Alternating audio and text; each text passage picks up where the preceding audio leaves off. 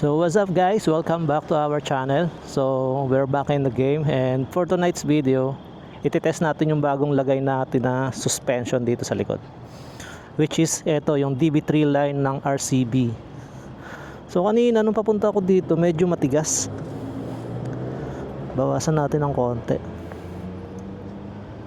dalawa. So ikot tayo ngayon guys sa may Manila Bay.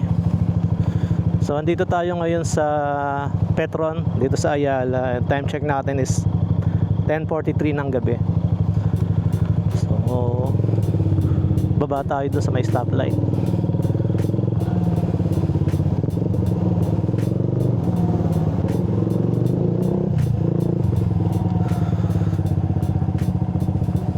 Opya.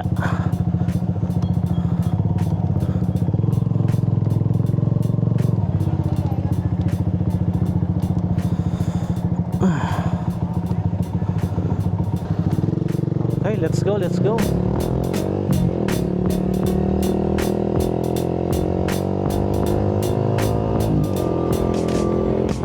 Ang napansin ko sa kanya guys is nung pagka unang gamit ko, ang ganda ng play niya, parang lapat na lapat yung gulong mo sa likod. Yung bounce niya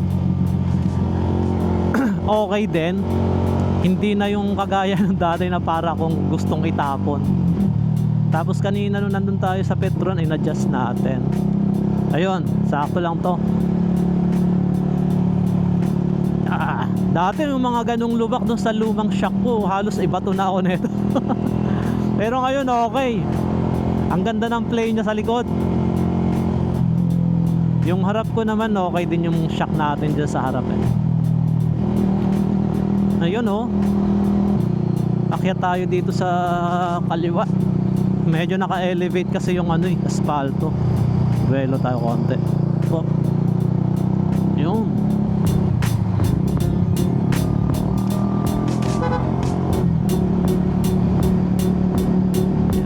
Yung pinalitan niya pala nito guys is yung, kung di ako nagkakamali, is yung OKM na shock ata yun. Hindi ko na masyadong basa kanina yung markings kasi sa tagal na, parang nasa 3 years sa akin yon. Nabura na yung nabura na yung mga markings niya. Umabot din siya ng mga 3 years yon. Tapos maganda rin naman yung play niya. Kaya lang syempre sa tinagal-tagal may mga na siya, may mga tagas na rin. Tapos parang natuyuan na ng langis. Hindi naman ako sumugal na hindi naman ako sumugal na ipaayos or baklasin. May ginagawa pala dito. Kasi naisip ko nga mabalik tayo doon sa shock kasi naisip ko baka mamaya magkano yung magagastos ko doon pagka pinaayos ko yung shock, tapos mamaya saglit ko lang din na magagamit, or yung performance niya hindi na rin ganun kagaya sa dati. Kasi for sure may mga spare parts doon na papalitan. So eto, andito na tayo guys sa may Magallanes. So far so good pa rin. Ang sarap ng feeling pagka ganito yung shock. Hindi na ako yung tipong takot sa mga lubak-lubak. Iba pa rin kasi yung guys iba yung pakiramdam kapag yung shock mo ang lakas ng bounce, para kang ibinabato. Kapag ng long ride nabulol pa ako dun kapag nag long ride ka kasi tapos ganun yung shock mo, parang doble yung pagod mo Na-experience ko nung last time, nung New Year ba yon, yung last na uwi ko sa amin. Grabe na yung grabe na yung shock ko nun. Ang tigas na rin yan nung time na yon. Kaya pagka uwi ko dun, para akong ginulpi. Sobrang pagod, tapos ang sakit sa katawan. So ito mukhang okay na to kahit mag-Bicol tayo or mag-Baguio ulit. Pwede na natin ulit i-long ride to. Bagong taon, bagong pyesa. Alright. Nice. Labas nga tayo dyan. Nag-asfalto sila dito sa EDSA. Uy, nakakatakot naman tong truck. Kalakalahati pa lang. Opya, ang taas ng iniangat nila oh. Parang 3 to 4 inches yung iniangat nila dito sa bagong asfalto compare dito sa luma.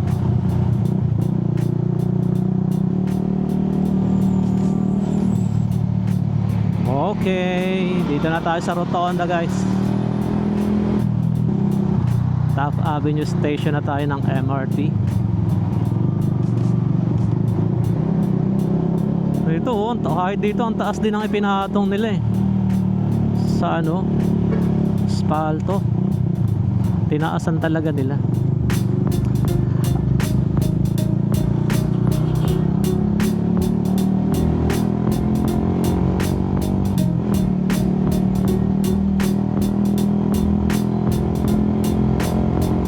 Naalala ko nung ano, di pa ako nagpapalit ng shock, yung mga ganitong lubak, grabe. Ang sakit na sa puwet. Para akong binabalibag. Pero ngayon, no, ayos na ayos yung play niya. Smooth lang. Smooth na smooth yung pag-bounce niya. Grabe, kabi-kabila ang pinapagawa nila dito sa EDSA ngayon, guys.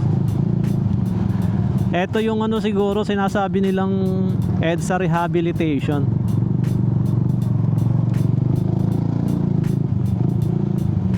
Ilang lane lang yung open oh. Yung inner lane sarado. Parang naglalatag sila dito ng bagong asfalto. Ayaw pa magbigay nitong Fortuner. Dito tayo sa kabila.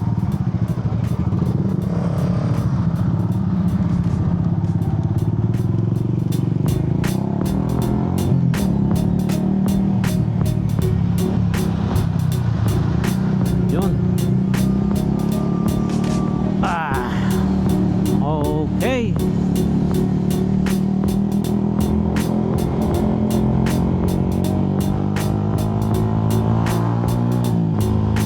Hindi na tumatalbog yung puwet ko.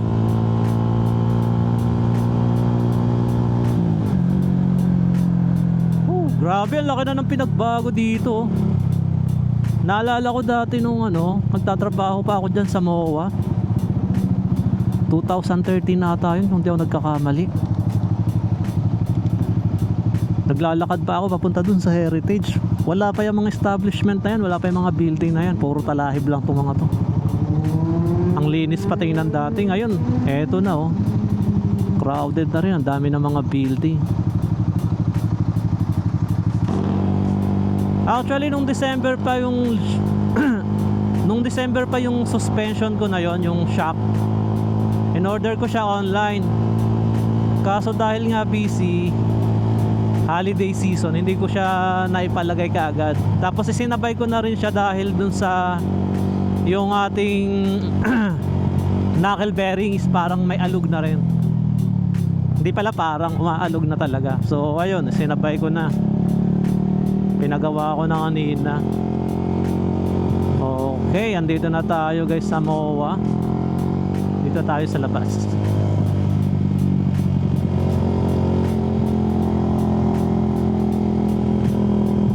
Dami pa ring tao dito kahit alas 11 na oh.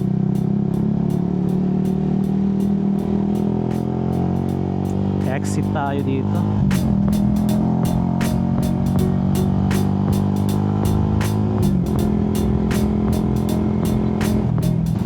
May balot. Kain muna tayong balot.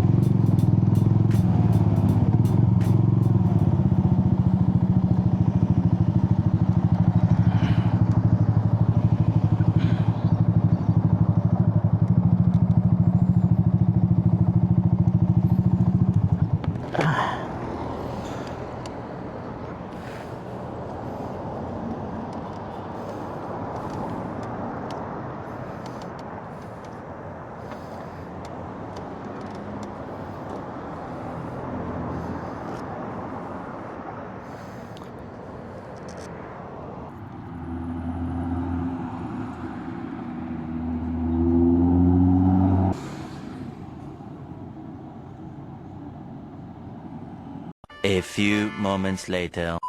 Kakamiss din no? Pag matagal kang di nakakakain.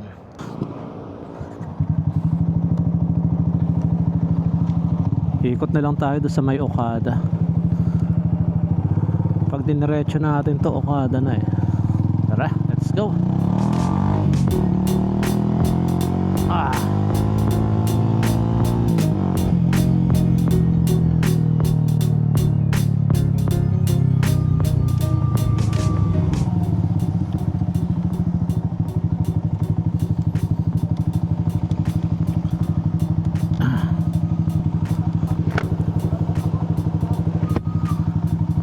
Grabe no, akalain mo yun dati dagat daw to Bali ang pinakang dalampasigan nila is dun sa may harap ng Baclaran Church, yung kabila ng kalsada dun dagat na. Tapos ano ba yan par? Tinambakan nila to hanggang sa eto na siya ngayon, naging parang city na. Soler. Ang sarap mag-rides kapag ganitong oras. Iba yung feeling, nakaka-relax yung hampas ng hangin.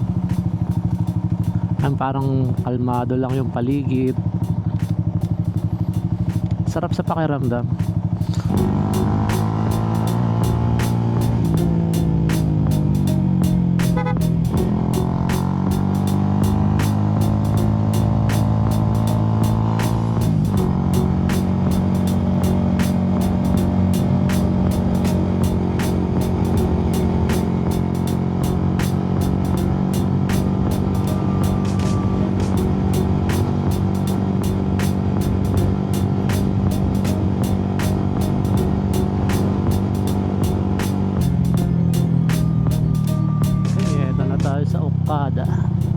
Okada, Manila.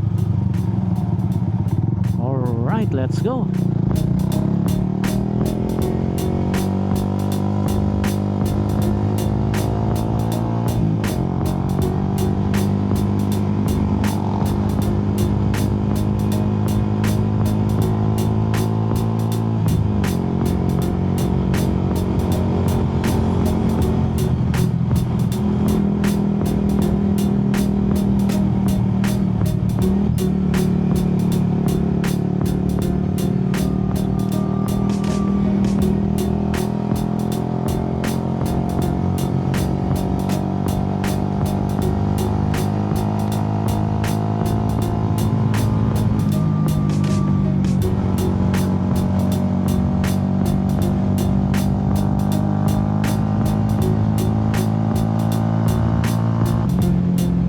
Okay.